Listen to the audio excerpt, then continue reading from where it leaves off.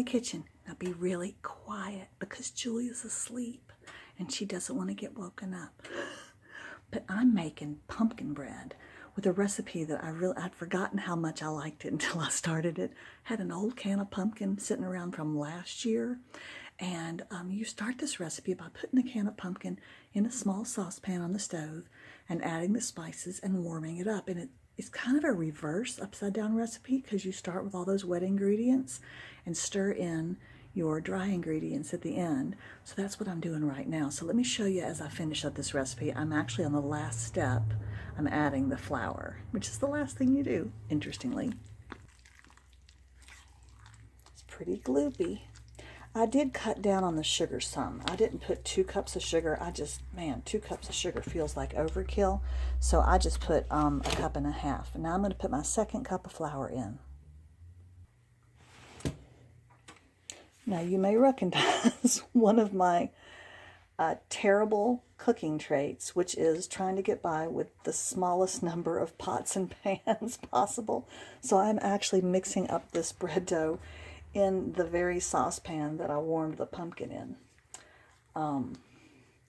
And of course it's not big enough, so I'm going to make a little bit of a mess and I'll have to wipe that up. But I would really rather wipe up a stove that has some flour on it than wash 3 pots and pans and get out my KitchenAid mixer and clean the whisk attachment and all that kind of ridiculousness. So actually this is, whoop, there we go, it's trying to escape. All right, that looks pretty good. You do want to get all the flour mixed up.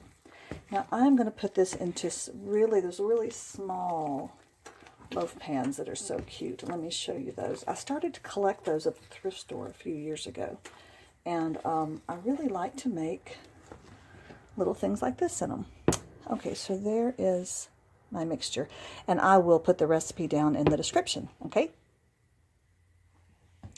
Okay, here's my 4 little loaf pans. That one's got some apples. That's got a cute little farm scene. That one's got some reindeer. And that's got some snowflakes. So they're kind of seasonal. I have another one that has a turkey, something like that. Okay, now I did spray these with some little cooking spray so that the loaves wouldn't stick. Of course, you don't want to overfill them. I wonder if I'm going to have enough for 5. I don't really remember. I think it's been a couple of years since I've made this recipe. It's a real favorite. It was given to me by a very good friend from many years ago named Carolyn. Actually, it's supposed to have cranberries in it. I like the cranberries. Nobody else seems to like cranberries, so I might slip cranberries into, I think I'm just going to try to shove this on in. I'm going to slip cranberries into one of these for myself. And then nobody will eat that loaf. Oh yeah. Ooh. All right, that's about done. I'll show them to you when they're ready. Boy, that's messy. Sorry about that. Well, they're done and out of the oven, and they look really good. And I did the toothpick test, and they're fully baked. And you can't even tell which one has cranberries. But I know. Here they are. Don't they look lovely? I can't wait to slice into mine.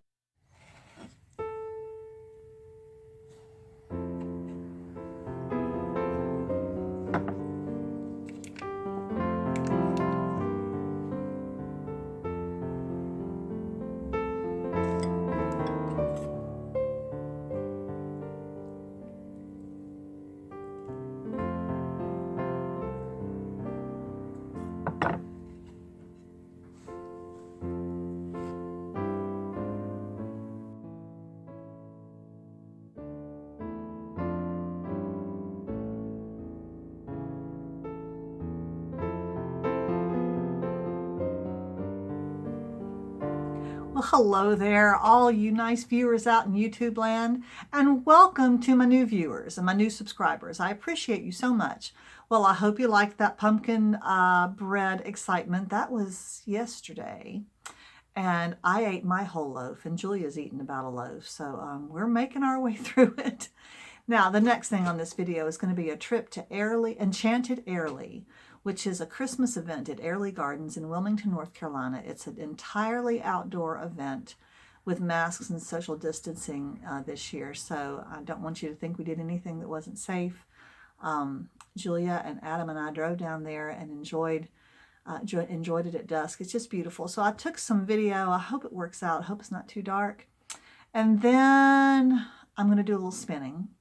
And then I'm going to show you a little bit of an advent calendar disaster. But hopefully I'm able to fix it and pull back out of it. All right. Thanks for viewing. Go ahead.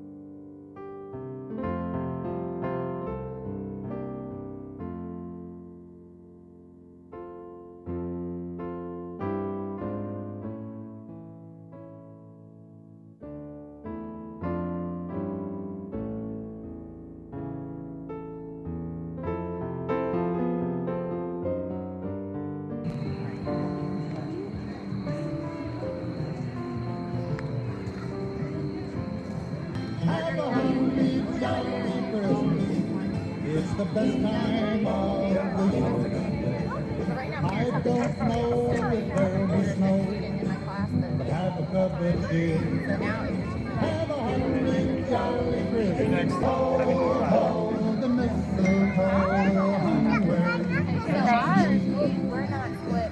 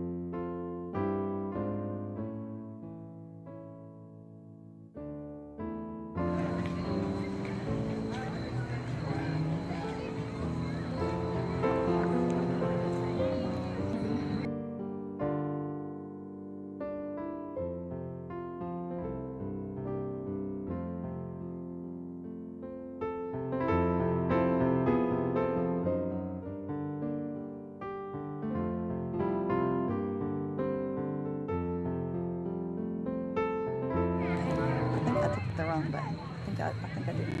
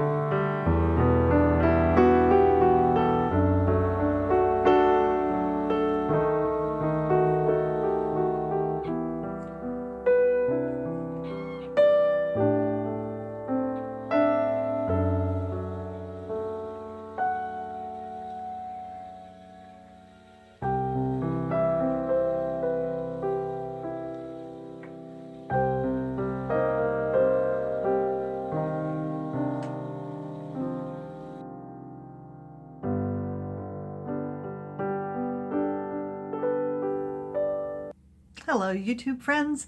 Well, this is the next morning after all that spinning I did. I did some kind of pink spinning and I did some white spinning, and then yesterday, as you saw, I plied it together, those two yarns together. And this is what I got. Now I got these are called hanks. One big hank. They're all long like this after putting them on the Nitty Noddy. And this is a pretty hefty hank. Isn't that beautiful? Anyway, but this stripey I don't mind because it's just pink and white. You can see I've got some spots where I didn't get my twist very good there. Look at that. But if you knit this up, that'll look fine. I've even knit with two separate yarns before. And then I had a little bit more. I had two full bobbins. Of course, you can't fit two full bobbins onto one more bobbin. So here's one more of the very same. Now, I'm going to do some very low-calorie cooking. I'm going to take these hanks into the kitchen and put them onto steam and set the timer. I will not be burning my yarn this time, I promise. And then I'll beat it a little bit and to set it, which sets the twist, which is very useful. And then we'll dry it. And then I've got to think of something to make with all of this yarn that I'm making.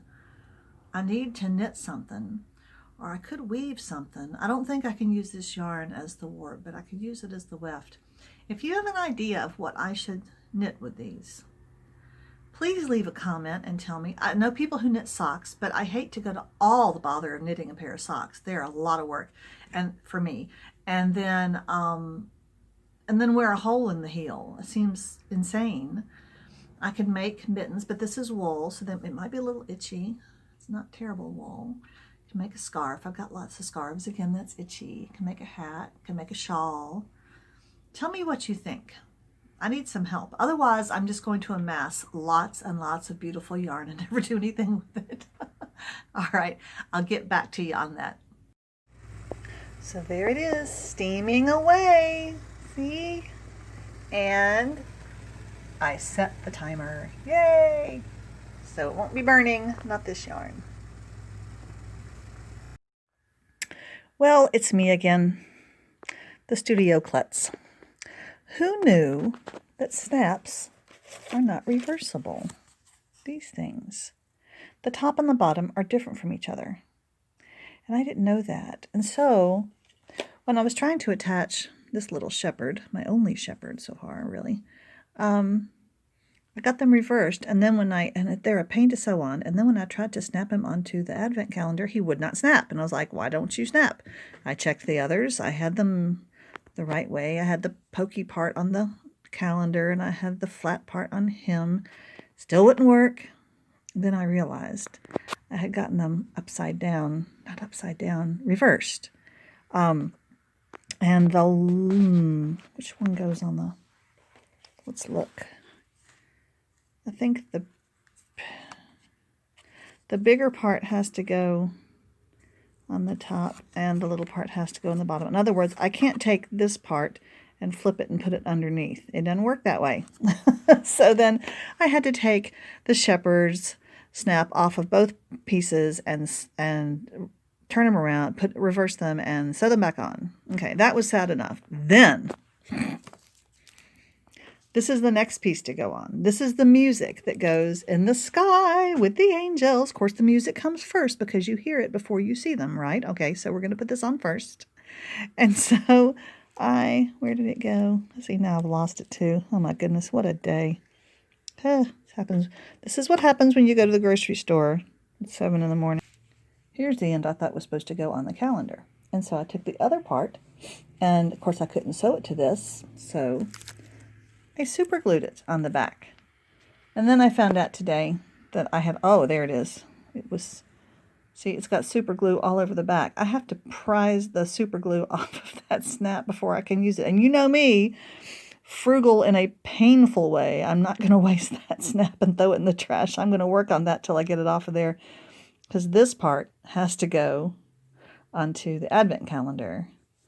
And this part has to be glued onto the music.